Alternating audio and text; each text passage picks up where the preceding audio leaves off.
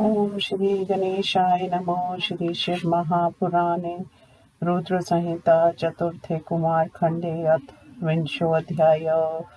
ब्रह्मोवाच एतस्मिन्नन्तरे तत्र विश्वरूप प्रजापति तदुद्योगं समीचार्य सुखमाप प्रसन्नधि विश्वरूप प्रजेशसे दिव्यरूपे सूते उभे सिद्धि बुद्धिरिति ख्याते शुभे सर्वाङ्गशोभने ताभयां चैव गणेशस्य गिरिजाशङ्करो प्रभु महोत्सवं विवाहं च कारयामास तु मूर्धा सन्तुष्टा देवता सर्वास्तदिवाहे समागमन् यथा चैव शिवस्य एव गिरिजाया मनोरथा तथा च विश्वकर्मासो विवाहं कृतवांस्तथा तथा च ऋष्यो देवालेभिरे परमामुदं गणेशोऽपि तदा ताभ्यां सुखं परं दुर्लभं प्राप्तवाक्षं मुने ततु वर्णितं नैव शक्यते गीता चैव कालेन गणेशस्य महात्मना पतन्योक्षदो दिव्यो तस्य पुत्रो बभूवतु हृदे गणेशपत्न्यास्तु क्षीमनामा सुतोऽभवत् उर्दिर्लाभाभिधा पुत्रा आसीत् परं शोभना एवं सुखं चिन्तयन् वे भुजाने हि गणेश्वरे आजगाम दित्ययक्ष क्रान्तवा पृथिवीं सुत्सत्तदा तावच्च नारदेनैव प्राप्तो गेहे महात्मना यथार्थं वचं नो सत्यं न छलेन न मत्सरात् पितृभ्यां तु कृतं यच्च शिव्या शङ्करेण ते तना कुर्यात् परो लोके सत्यं सत्यं ब्रवीम्यहम् निष्कास्य तवं कुक्रमणं मिष्यमुत्पाद्य यत्नता गणेशस्य वरोकारी विवाहपर्शोभना गणेशस्य कृतोदाहो लब्धवान्स्त्रिद्वं मुदा विश्वरूप प्रजेशस्य कन्यारत्नमहोत्तमं पुत्रद्वयं नलाभासोदयो पत्न्यो शुम्भागयो स्विद्देशीमं तथा बुर्देलार्भं सर्वसुखप्रदं पतन्यो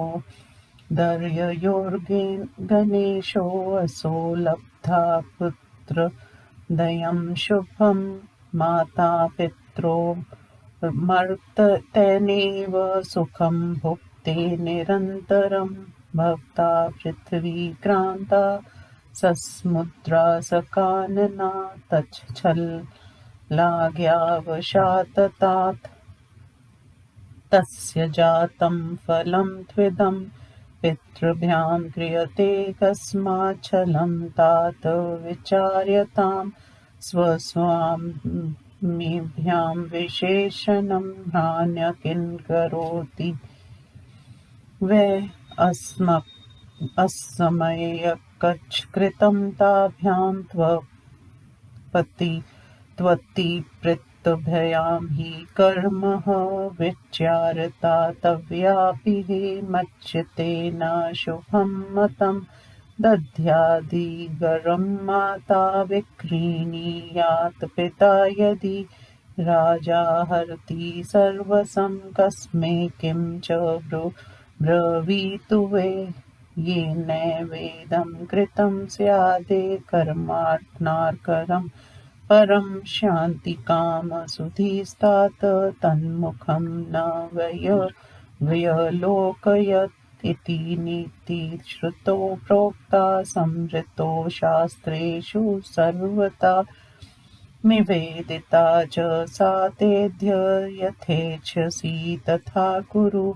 ब्रह्मोवाच इत्युक्त्वा नारद त्वं तु महेश्वरमनोगति तस्मै तथा कुमारायं वाक्यं मौनमुपागता स्कन्दोऽपि पितरं नत्वा कोपाग्रज्वलितस्तदा जगाम पर्वतं क्रौञ्च पितृभ्यां वारितोऽपि सना वारणे च कृते त्वद्य गम्यते च कथं त्वया इत्येवं च निशितोऽपि प्रोच्यनेति जगाम स न स्थातव्यं मया तातो क्षणमप्यत्र किञ्चन यद्येवं कपटं प्रीतिं पहाय कृतं मयि एवमुक्त्वा गतस्त्र मुनिसौध्यापि वर्तते दर्शनेनैव सर्वेषां लोकानां पापहारका तद्विना हि समारभै कार्तिकेयस्य तस्य वे शिवपुत्रस्य देवर्षे कुमारत्वं प्रतिष्ठितं तनाम शुभदं लोके प्रसिद्धं भुवनत्रये सर्वपापहरं पुण्यं ब्रह्मचर्यप्रदं परं कार्तिक्यां च सदा देवा ऋष्यक्षस्तीर्थका दर्शनार्थं कुमारस्य गच्छन्ति च मुनीश्वरा कार्तिक्यां कृतिका संगे कुर्याद् स्वामी दर्शनम् तस्य पापं दहेत् सर्वं चितेत् पित्सत्फलं लभेत् उमापि दुःखमापना स्कन्दस्य विरेह सती उवाच स्वामिनं दीना तत्र गच्छ मया प्रभो तत्सुखार्थ स्वयं शम्भुगर्तसंवासेन पर्वते मल्लिकार्जुननाम ज्योतिर्लिङ्गसुखावहम् अद्यापि दर्श्यते तत्र शिव्या सहिता शिवा सर्वेषां निजभक्तानां पुरा सतां गति तमागतं स विज्ञाय कुमार स शिवं स विरज्य ततो न यत्र गन्तुमासीत् समुत्सुकः देवेक्ष मुनिभिर्विक्षेव प्रार्थितसोऽपि दूरत् योजनात्रस्य नत्र यमुत्रस्य स्थितस्थाने च कार्तिका पुत्रस्नेहातुरोतो वे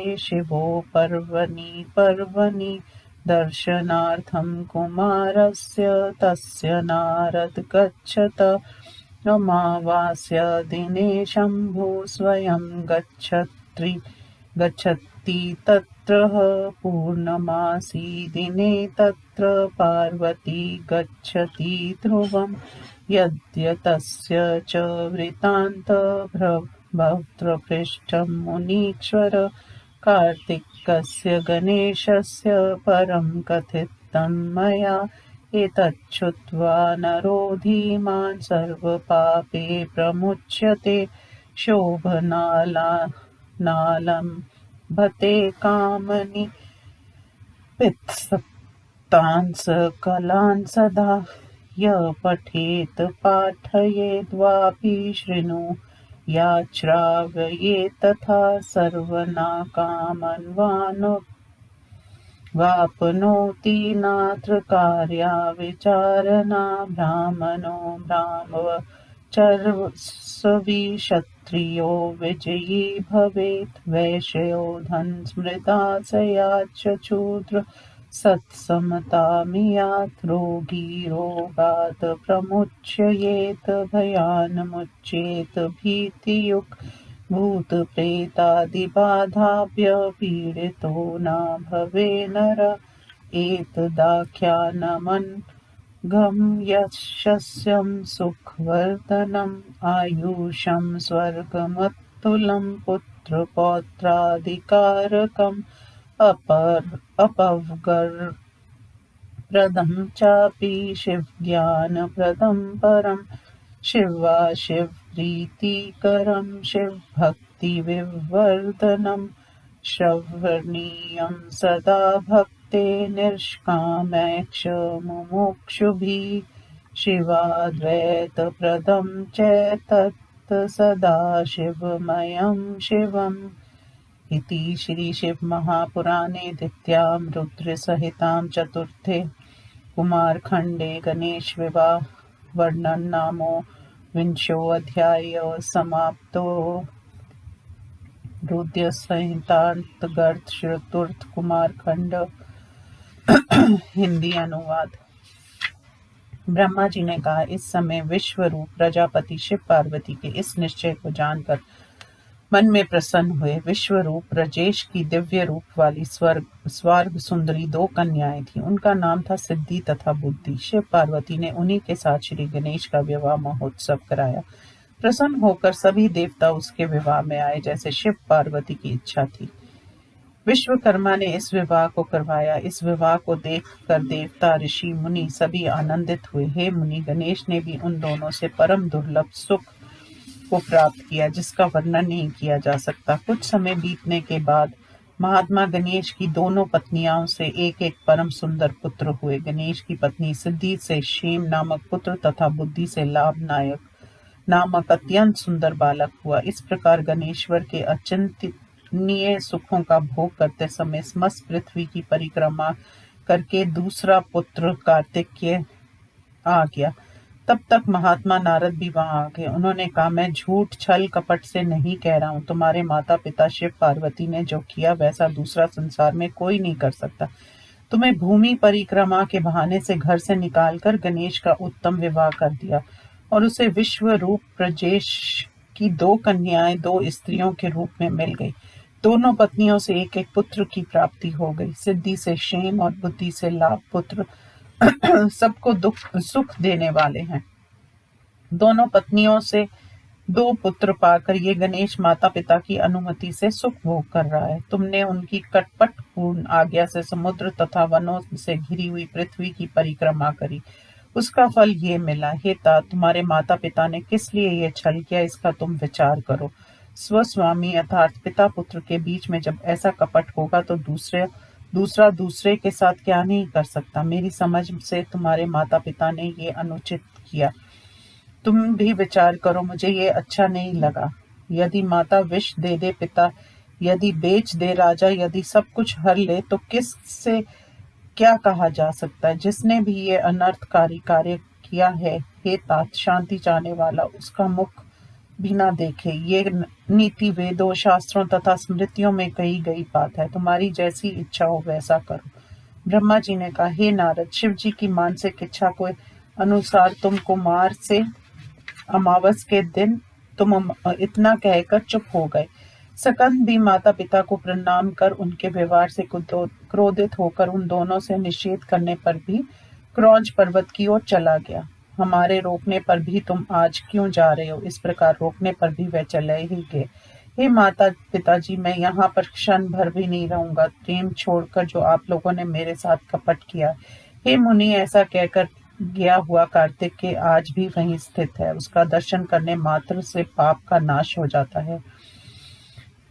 हे देव ऋषि, उस दिन से लेकर शिव कुमार कार्तिकेय कुमार ही रह गए। सुखदायक उनका ये नाम तीनों लोकों में प्रसिद्ध है। वह सब पापों का नाशक, पुण्य तथा ब्रह्मचार्य को देने वाले में उत्तम है। कार्तिक पूर्णिमा के दिन देवता ऋषि अपने शिष्यों के साथ कुमार का दर्शन के लिए जाते हैं। कार्तिका नक्षत्र युक्त पूर्णिमा के दिन जो स्वामी कार्तिक का दर्शन करते हैं, उनके पापों का नाश होकर सभी मनोरथ पूर्ण होते हैं। स्कंद के चले जाने पर उमा दुखी हुई। तब उन्होंने दुखी होकर शिवजी से कहा, आप मेरे साथ वहां चलिए।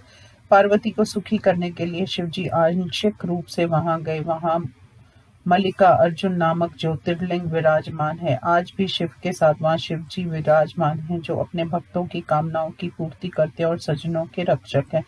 कुमार ने पार्वती के साथ शिवजी को आया जानकर विरक्त होकर दूसरी जगह जाना चाहा। तब देवताओं तथा मुनिजनों ने दूर से प्रार्थना की तो वो भी वे 3 योजन दूर जाकर रहने लगे। पुत्र स्नेह से व्याकुल होकर शिव पार्वती प्रत्येक पूर्णिमा को हे नारद वहां जाते थे।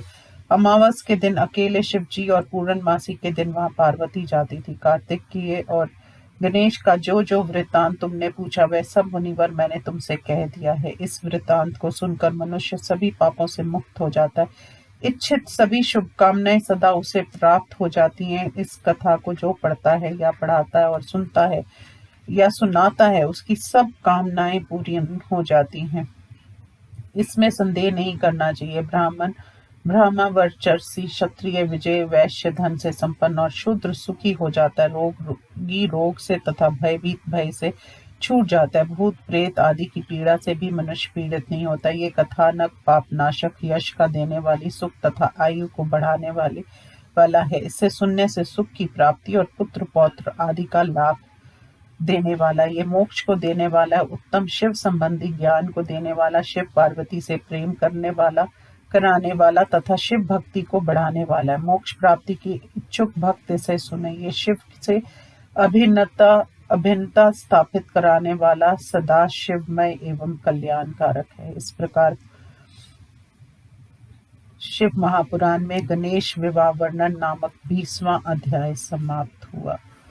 ओम नमो शिवाय। ये द्वितीय रुद्र संहितांतर्गत चतुर कुमार खंड समाप्त हुआ।